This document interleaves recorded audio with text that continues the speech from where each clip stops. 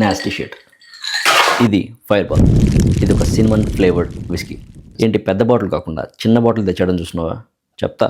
ఇది మనలో కొంతమందికి ఫేవరెట్ డ్రింక్. ఎందుకంటే పార్టీస్లో తాగడానికి చాలా బాగుంటుంది, ఈజీగా ఉంటుంది. దీని గురించి కన్ఫామ్గా తెలుసుకోవాల్సిన కొన్ని పాయింట్స్ ఉన్నాయి. దీన్ని 1980sలో కెనడాకి సంబంధించిన ఒక బార్ టెండర్ దీన్ని తయారు చేశాడు. కెనేడియన్ విస్కీలో షుగర్ అండ్ సినమన్ వేసి దీన్ని తయారు చేశాడు.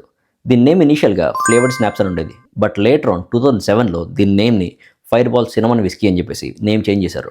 దీని గురించి ఒక ఇంట్రెస్టింగ్ ఫ్యాక్ట్ ఏంటంటే 2014లో దీన్ని యూరోప్ కంట్రీస్లో బ్యాన్ చేశారు. రీజన్ ఏంటంటే దీంట్లో ప్రొపైలిన్ గ్లైకాల్ అని చెప్పేసి ఒక కెమికల్ని ఎక్కువ యాడ్ చేస్తున్నారని చెప్పేసి యూరోప్ కంట్రీస్ దీన్ని బ్యాన్ చేశాయి. బట్ తర్వాత ఫైర్ బాల్ కంపెనీ ఆ కెమికల్ని కొంచెం తగ్గించి యూరోప్ కంట్రీస్లో మళ్ళీ అమ్మడం మొదలుపెట్టింది. ఇదంతా సరే, దీన్ని ఎలా తాగాలి అది కదా క్వశ్చన్. యూజువల్గా దీన్ని షార్ట్ లాగా లేపేస్తారు.